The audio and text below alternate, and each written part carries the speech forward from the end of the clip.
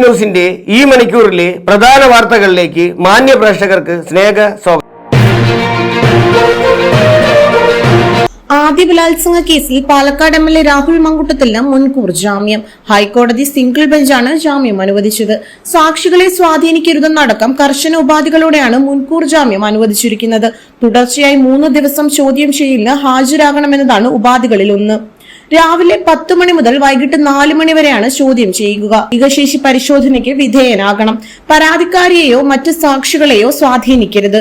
Passport അന്വേഷണ ഉദ്യോഗസ്ഥന് മുന്നിൽ ഹാജരാക്കണം. എല്ലാ 2ാം ശനിയാഴ്ചയും രാവിലെ 10നും 11നും ഇടയിൽ അന്വേഷണ ഉദ്യോഗസ്ഥന് മുന്നേ ഹാജരാകണം എന്നതാണ് ഉപാധികൾ. ഹർജിയിൽ പരിഗണിക്കുമ്പോൾ രാഹുലിനെതിരെ രൂക്ഷമായ വാദങ്ങളാണ് പ്രോസിക്യൂഷൻ ഉന്നയിച്ചിരുന്നത്. രാഹുൽ മാങ്കൂട്ടത്തിൽ MLA ചെയ്തത് കേരളം കണ്ടിട്ടില്ലാത്ത തരത്തിലുള്ള കുറ്റകൃത്യമാണെന്ന് ഡയറക്ടർ ജനറൽ ഓഫ് പ്രോസിക്യൂഷൻ പറഞ്ഞു. ലോകത്ത് ഇത്തരമൊരു കുറ്റകൃത്യം സംഭവിച്ചിട്ടുണ്ടാവില്ല എന്നും പ്രോസിക്യൂഷൻ വാദിച്ചു.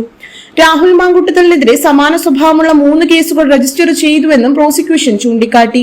സ്വാധീന ശക്തിയുള്ള ആളാണ് രാഹുൽ എന്നും ഉഭയകക്ഷി സമ്മതപ്രകാരമുള്ള ബന്ധമായി ലളിതവൽക്കരിക്കരുതെന്നും പ്രോസിക്യൂഷൻ വാദിച്ചിരുന്നു. രാഹുൽ മാങ്കൂട്ടത്തിനെതിരായ ആരോപണം ഗൌരവതരമെന്നും ഹൈക്കോടതി നിരീക്ഷിച്ചിരുന്നു. നിർബന്ധിച്ച് ലൈംഗിക ബന്ധത്തിന് ഇരയാക്കിയെന്ന മൊഴി ഗുരുതരമാണ്.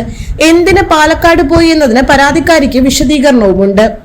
മാർച്ച് 17 ലൈംഗിക ബന്ധം ബലപ്രയോഗത്തിലൂടെയാണെന്നും ഹൈക്കോടതി വ്യക്തമാക്കിയിരുന്നു.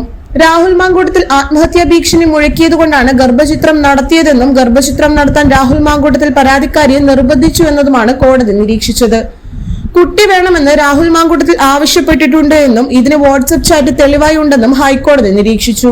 രാഹുൽ മാങ്കൂട്ടത്തിൽ ഒളിവിൽ പോയിട്ടില്ലെന്ന് രാഹുലിന്റെ അഭിഭാഷകൻ ഹൈക്കോടതിയിൽ വാദിച്ചു. രാഹുൽ മാങ്കൂട്ടത്തിൽ നേരത്തെ ഒളിവിലായിരുന്നുവെന്ന് ഹൈക്കോടതി കൂട്ടിച്ചേർക്കുകയും ചെയ്തിരുന്നു. ഷാഫി പറമ്പിലിന്റെ ചോരയ്ക്ക് പേരാമ്പ്ര പകരം ചോദിക്കുക തന്നെ ചെയ്യുമെന്ന് പ്രതിപക്ഷ നേതാവ് VD സതീശൻ.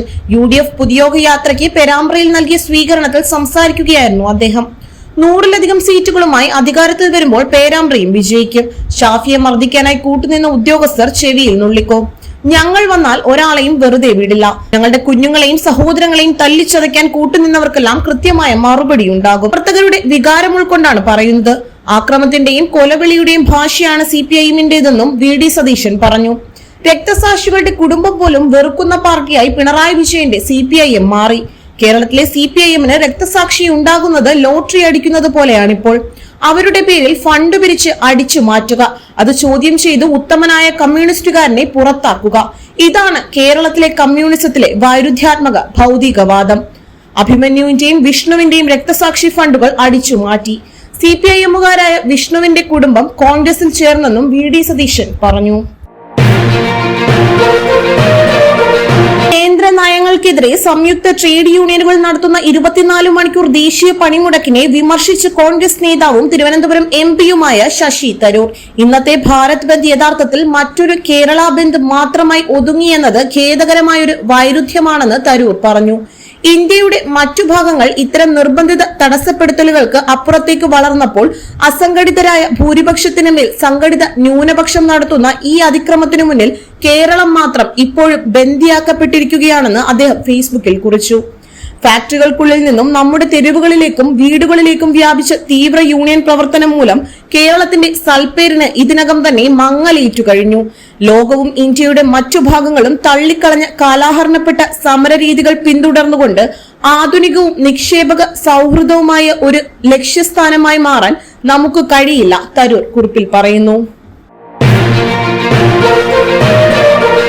സെൽഫി എടുക്കാനെത്തിയപ്പോൾ ഗൗനിക്കാതെ മുഖ്യമന്ത്രി നടന്നുപോയി എന്ന തരത്തിൽ പ്രചരിച്ച ദൃശ്യങ്ങളോട് പ്രതികരിച്ച് ജില്ലാ പഞ്ചായത്ത് അംഗം ആതിര ഗ്രേസ്.